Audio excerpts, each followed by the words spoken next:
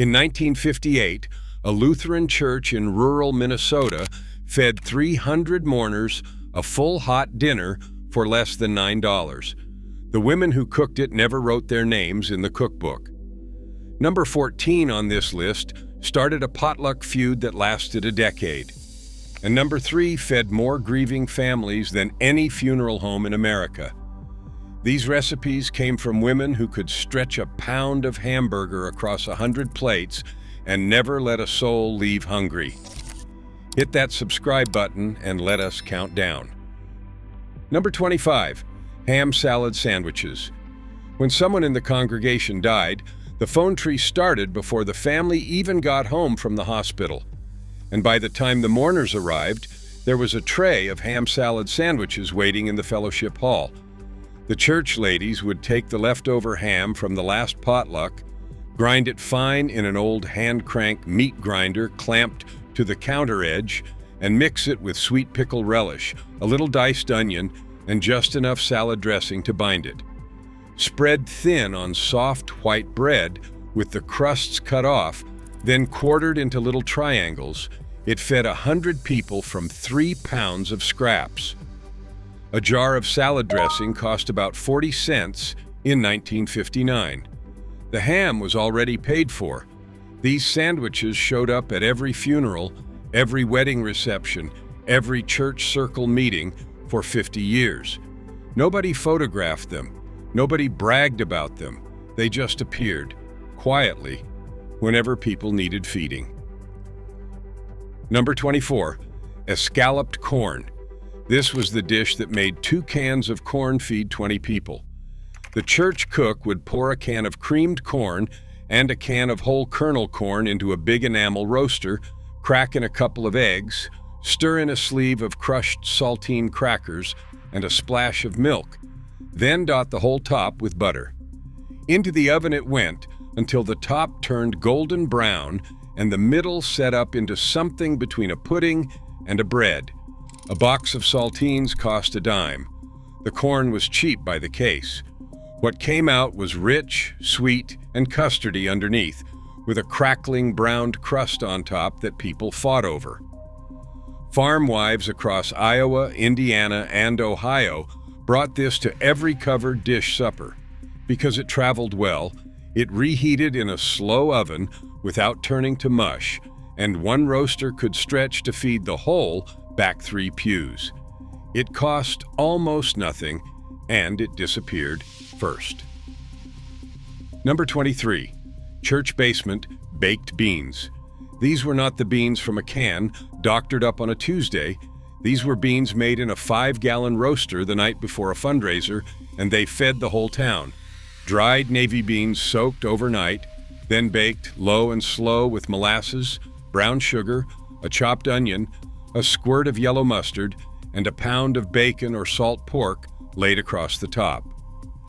6 or 7 hours in a warm oven turned them dark and thick and glossy, the beans holding their shape but soft enough to melt on the tongue. A pound of dried beans cost about a dime in 1960. That pound fed a dozen people. For a pancake breakfast or a Saturday chicken barbecue fundraiser, the men would set up folding tables while the women filled roaster after roaster with these beans, ladling them onto paper plates beside the chicken. The smell of molasses and bacon filled the whole basement. Everyone knew whose recipe it was, and everyone pretended they didn't have the same one. Number 22, perfection salad. Here is a dish that would stop a modern dinner party cold, and yet it appeared at every church luncheon in America for 40 years. Perfection salad was lime or lemon jello, set halfway, then folded full of shredded cabbage, diced celery, grated carrot, and sometimes a handful of chopped green olives or a spoonful of cottage cheese. Poured into a ring mold and chilled overnight until it stood up firm and quivering, it was unmolded onto a bed of iceberg lettuce and set at the center of the buffet like a crown jewel. For a church cook, this dish accomplished something remarkable. It looked like effort. It looked like abundance. It fed 20 people from a nickel's worth of gelatin and whatever was wilting in the crisper. People laugh at molded salads now, but in 1955, a woman who could turn out a clear, jewel-bright perfection salad was a woman with standing in her congregation. Number 21. Tuna noodle hotdish. Up in the Lutheran belt of the upper Midwest, they did not call it a casserole, they called it hotdish, and the tuna noodle version was the queen of them all. A can of tuna, a bag of egg noodles, a can of cream of mushroom soup, a handful of frozen peas, all stirred together in the pan the noodles cooked in, then topped with crushed potato chips or crumbled saltines and baked until it bubbled at the edges. The whole thing cost under $1 and fed a family, or doubled and tripled, fed a fellowship hall.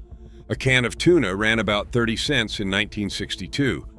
The cream of mushroom soup was the secret engine of the entire church basement, the ingredient that turned anything it touched into something creamy and familiar. For the Ladies' Aid Society, this was the dish you could make with your eyes closed, carry to the church in the back seat of a Buick, and slide into the warming oven still bubbling. It fed everyone, and it asked for nothing. Number 20. 7-layer salad. This was the salad you made in a glass bowl, so everyone could see the layers, and that was the entire point. Shredded iceberg on the bottom, then a layer of frozen peas, then diced celery and onion, then a thick blanket of mayonnaise sealed edge to edge like frosting, then shredded cheddar, then crumbled bacon, then a dusting of sugar over the top. You made it the night before and you did not toss it.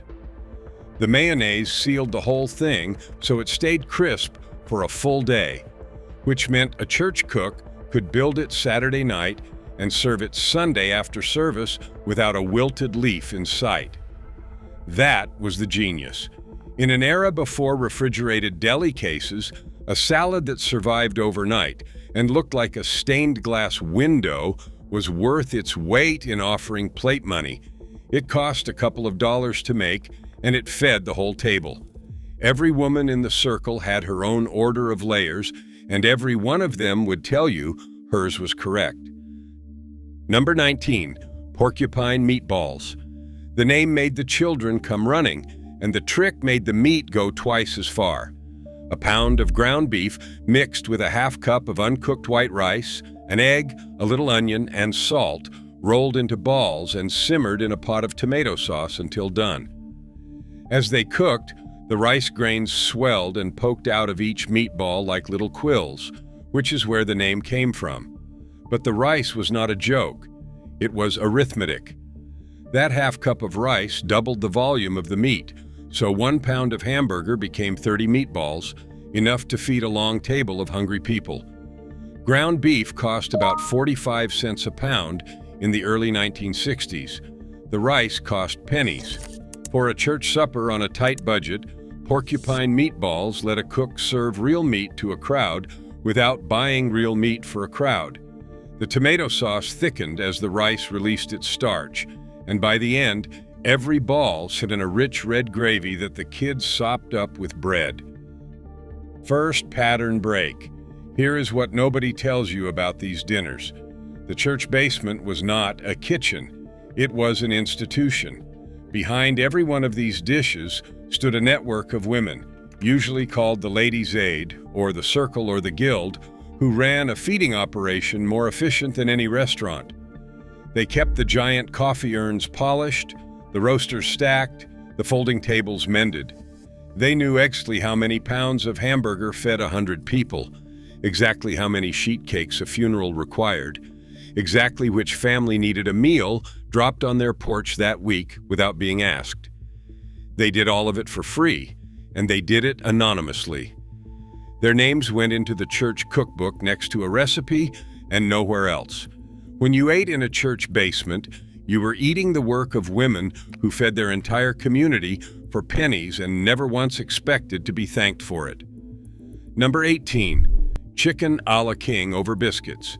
When a church wanted to serve something that felt fancy without spending fancy money, this was the answer. Diced, cooked chicken, usually pulled from stewing hens simmered the day before, folded into a creamy white sauce with canned mushrooms, chopped pimento for a pop of red, and green peas, then ladled hot over split biscuits or squares of toast. The sauce stretched a little chicken across a lot of plates, and the pimento made it look like a dish from a hotel dining room.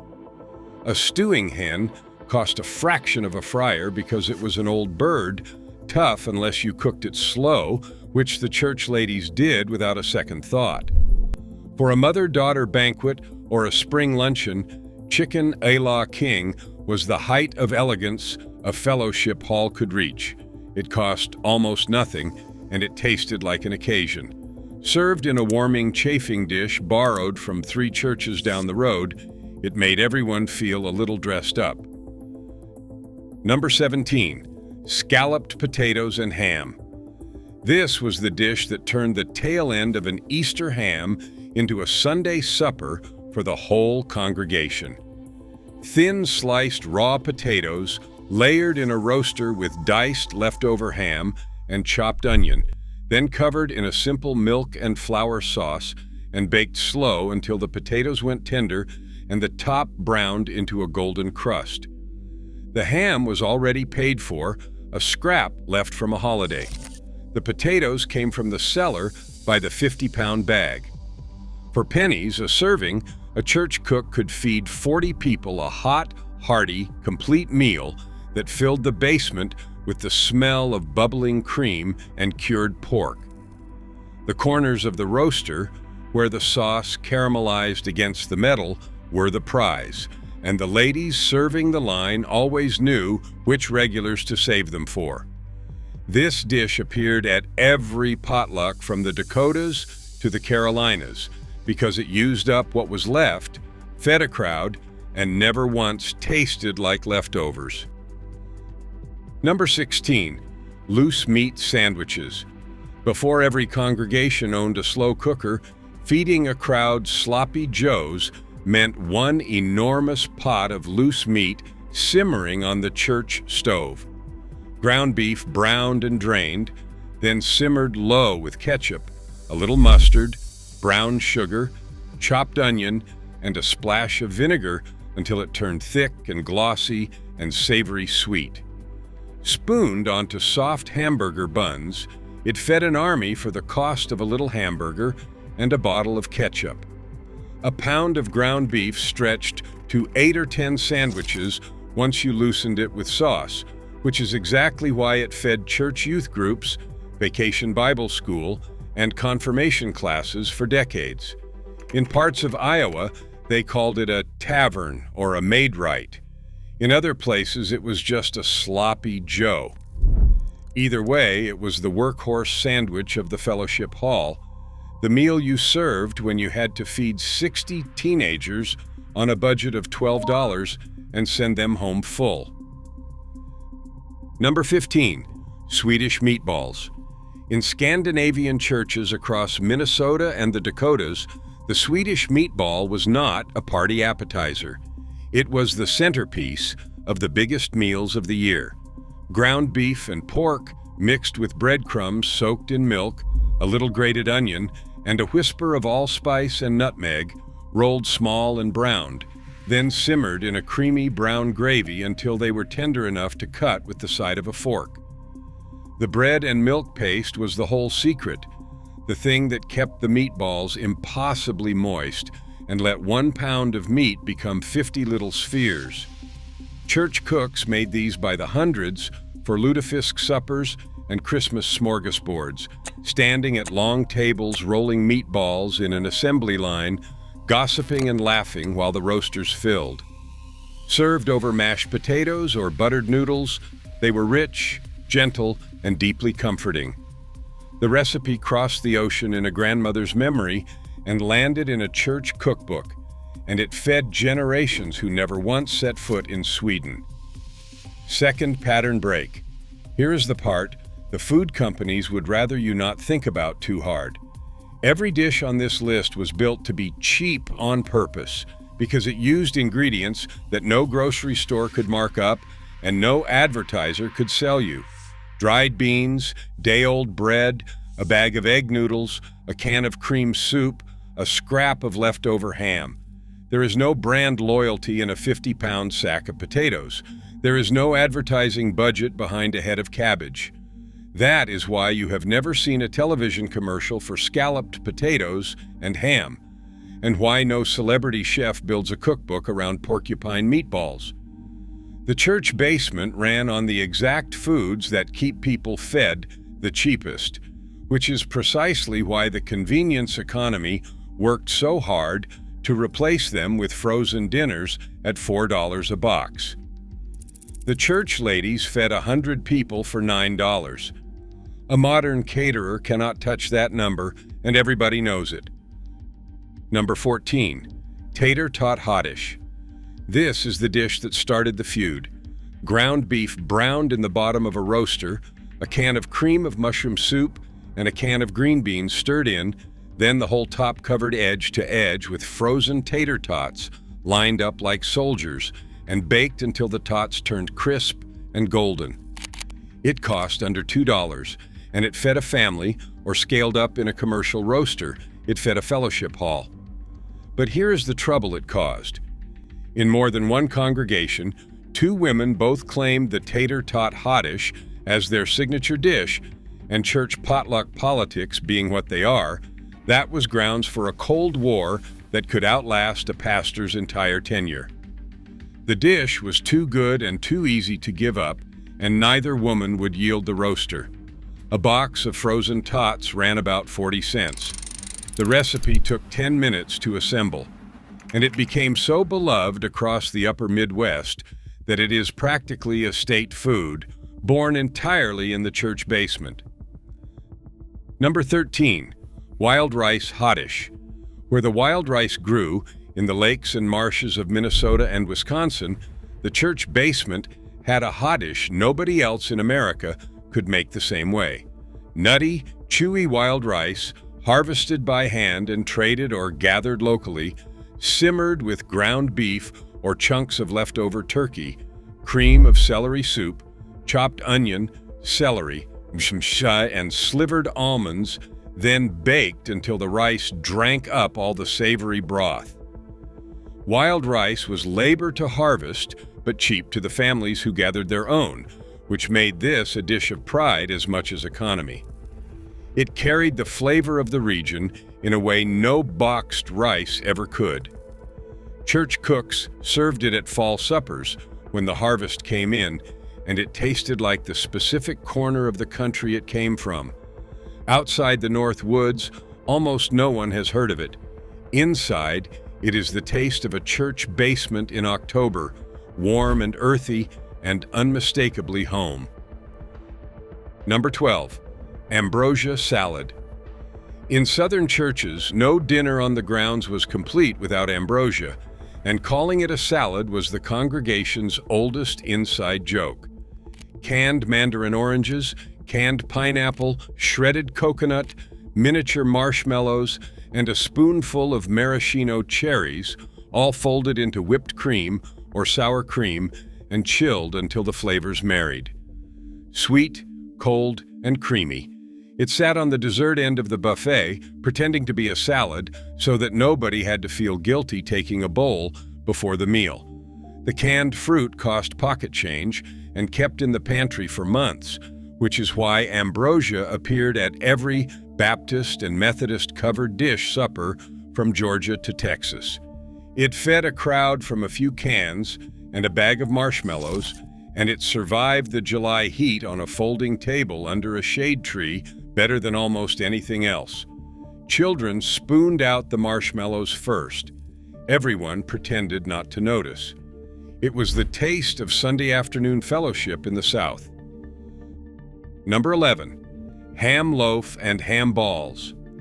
This was the dish that fed the biggest crowds of the entire church year, and it started with the cheapest cut in the case. Ground ham mixed with ground pork, bound with egg and cracker crumbs, then either pressed into loaf pans or rolled into balls and baked slow in a sweet and sour glaze of brown sugar, vinegar, and mustard until the outside caramelized dark and sticky. The glaze was the magic, turning humble ground meat into something people talked about for weeks. In the Pennsylvania Dutch country and across the Midwest, ham balls were the fundraiser dinner, the thing a church sold tickets to, the meal that filled the basement so full the men had to set up card tables in the hallway. Ground ham was cheap because it used the odd ends and trimmings the butcher could not sell whole. A church could feed 300 people ham balls and mashed potatoes and still turn a profit for the new roof. It was economy and celebration in the same bite. Third pattern. Break. Here's the part that will stay with you. Half of everything on this list existed for one reason, and it was not the potluck, it was the funeral. When someone in a congregation died, the church did not send flowers first, it sent food.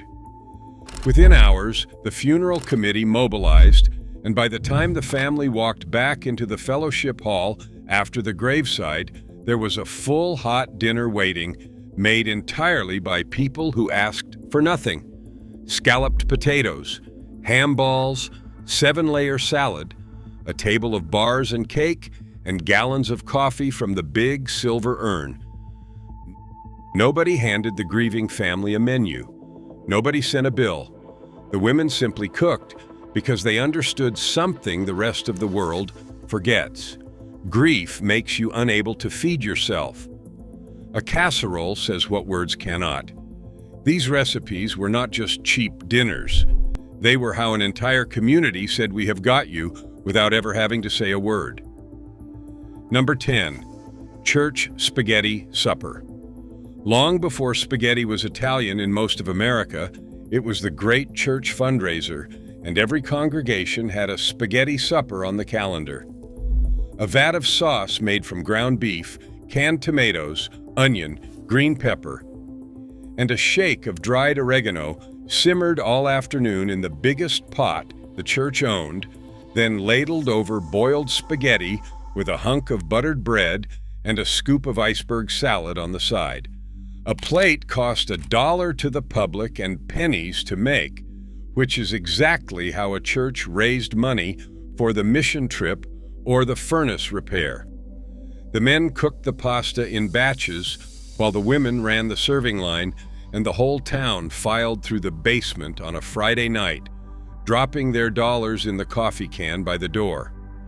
It was not fine dining, it was community, boiled and sauced and served hot to anyone who walked in, and it fed hundreds on the cost of a case of noodles. Number 9. Green bean casserole. Everyone knows this one now, but almost no one remembers it was invented in 1955 in a test kitchen and adopted instantly by the church basement, which recognized a miracle when it saw one. Canned green beans, a can of cream of mushroom soup, a splash of milk, and a can of fried onions, half stirred in and half sprinkled on top, baked until it bubbled. That was the whole thing. It cost under $1 and fed a dozen people, and it required no fresh ingredient, no chopping, no skill. For a church cook feeding a crowd on a Wednesday night with whatever was in the pantry, it was the answer to a prayer. It went next to the ham at every holiday potluck, and it became so tied to church and family gatherings that most Americans have never made a green bean any other way. The crispy onions on top were the whole reason children touched a vegetable at all. Cheap, foolproof, and beloved, it is the casserole that conquered the country from a fellowship hall. Number 8. Cabbage rolls.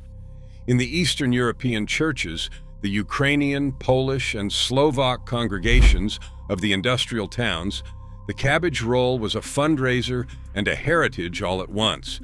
Blanched cabbage leaves wrapped around a filling of ground beef or pork mixed with rice and onion, packed tight into a roaster, covered in tomato sauce, and baked low for hours until the cabbage went silky and the filling steamed through.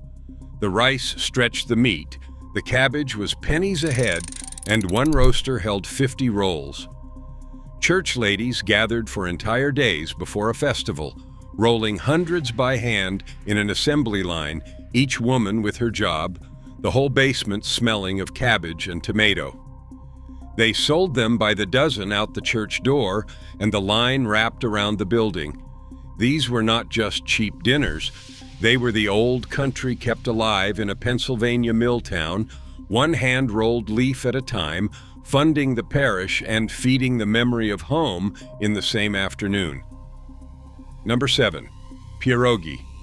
If the cabbage rolls were the fundraiser, the pierogi were the legend. In Polish and Ukrainian parishes, the making of pierogi was a sacred assembly line. Dozens of women around long tables, one rolling dough, one cutting circles, one spooning in mashed potato and cheese, one crimping the edges shut with a fork, one boiling, one frying in butter and onions. They made thousands, tens of thousands, frozen by the dozen and sold every Friday during Lent to lines of hungry people that stretched into the parking lot. A pierogi cost almost nothing to make, a little flour, a potato, an onion, but it took an army of volunteers and an entire day, and that labor was the gift the women gave their church. Dropped in butter until the edges crisped, they were tender, rich, and impossibly satisfying. The recipe was guarded like scripture and passed down like an inheritance. In some parishes, the Friday pierogi sale kept the lights on for 50 years. Number 6. Friday fish fry. In every Catholic parish in America, Friday during Lent meant no meat, and the church basement answered with the fish fry. Cod or perch or whatever was cheap and local, dredged in seasoned flour or a cornmeal batter and fried in big cast-iron kettles until golden and crisp, served with a scoop of coleslaw, a pile of French fries or a square of potato pancake, and a slice of white bread. A plate cost a couple of dollars, and the whole town, Catholic or not, showed up for it. The Knights of Columbus ran the fryers, the ladies ran the kitchen, and the parking lot filled every single Friday for 6 weeks straight. It was a fundraiser, a social event, and a religious observance all folded into one greasy paper plate. The fish was cheap. The labor was free. And for many parishes, the Lenten fish fry was the biggest and most beloved event on the entire church calendar, the thing that turned a religious rule into a community feast. Fourth pattern break. Here is something worth sitting with. Not one of these dishes was ever meant to impress a food critic, and that is exactly why they worked. The church basement cook was not chasing flavor profiles or plating or presentation. She was solving a problem.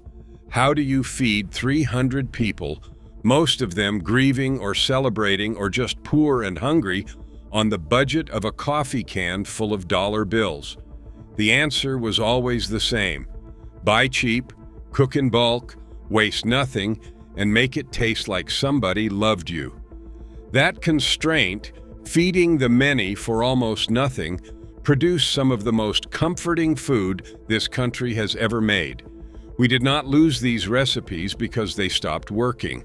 We lost them because we got rich enough to stop needing them, and we mistook that for progress. Number 5. Chili supper. When the weather turned cold, the church calendar filled with chili suppers, and the recipe was never the fussy competition kind. It was ground beef browned in the biggest pot the church owned, a couple of cans of kidney beans, several cans of tomatoes, chili powder, onion, and salt, simmered until the whole basement smelled like a warm hug. A bowl came with a handful of crackers, a sprinkle of shredded cheese, and sometimes a scoop of macaroni stirred right in to stretch it further. It cost pennies a bowl and fed the whole congregation on a Sunday night, and it got better every hour it sat on the stove. Churches sold chili by the bowl at fall festivals and served it free at youth events because nothing fed a shivering crowd cheaper or faster. It was the ultimate batch meal, made Saturday, better Sunday, and endless in the pot. The men usually claimed they made the best chili. The women let them think so and quietly made most of it. Number 4, chicken and noodles over mashed potatoes. This is the dish that makes people from Indiana and Ohio go quiet with longing. A stewing hen simmered until the meat fell from the bone, the rich golden broth saved, and thick homemade egg noodles, rolled and cut by hand and dried on the backs of chairs, dropped into that broth until they swelled soft and tender. Then, and this is the part outsiders never believe, the whole thing was ladled over a scoop of mashed potatoes. Starch on starch, and gloriously so. It was the cheapest way to turn one old hen into a meal for a crowd, and the noodles cost only flour and eggs and a woman's afternoon. This was the funeral dinner, the harvest dinner, the church supper that drew the biggest crowd of the year in the farm country of the Midwest. The broth soaked into the potatoes, the noodles carried the chicken, and every bite tasted like 100 years of women who knew exactly how to feed a hungry church for nothing. Number 3, church cookbook bars. Here is the dish that fed more grieving families than any funeral home in America, and it was dessert. Every church basement ran on bars, the humble sheet pan sweets baked by the hundred and cut into squares for every funeral, potluck, and coffee hour that ever happened. 7-layer bars, lemon bars, date bars, scotcheroos, chocolate revel bars. The recipes filled the back third of every church cookbook, and every woman had her specialty. They were cheap. A pan of bars cost less than $1 in ingredients, and they traveled better than a cake, held up on a folding table for hours, and could be made ahead by the dozen and frozen. When someone died, the bars appeared by the trayful because you could carry 100 squares to the church in a single roaster and feed the whole reception. In the Lutheran Midwest especially, bars were practically a sacrament. They were the small, sweet mercy at the end of every hard day, the taste of a community that showed up every single time with something in its hands. Number 2, Texas sheet cake. When a church had to feed 100 people cake and had $11 to do it, the answer was a sheet cake, and the king of them all was the Texas sheet cake. A thin, fudgy chocolate cake baked in a big rimmed pan, then frosted while still warm with a glossy chocolate and pecan icing that soaked into the top and set up like a shell. One pan, no layers, no fussing, and it fed 40 people easily. It cost a fraction of a fancy layer cake because it was mostly flour, sugar, cocoa, and a little buttermilk, and it stayed moist for days, which meant a church cook could bake it the day before and cut it into squares the size of the crowd. It showed up at graduations, wedding showers, funeral luncheons, and every coffee hour in between. The pecans on top made it feel special. The single pan made it possible, and for generations, a Texas sheet cake was how a church basement threw a party for the price of a light bill. Number 1, funeral potatoes. At the top of this list is the dish so tied to the church basement it is named for the saddest day it serves. Shredded potatoes folded into cream soup, sour cream, and butter mixed with cheddar, topped with crushed cornflakes, and baked until the top turns crisp and the inside goes rich and creamy. It costs almost nothing and feeds a crowd from a single pan. But its name tells you everything. This was the dish waiting when a family came back from the cemetery, hollowed out and unable to think, made by hands that knew exactly what they needed, warm, filling, and asking nothing. It is number one, not because it is the fanciest, but because it is the kindest. Here is my challenge. Make one of these this week. Then tell me in the comments which one and whether your own church had a version. Because these were never just cheap dinners, they were how a whole community said you are not alone, one roaster at a time.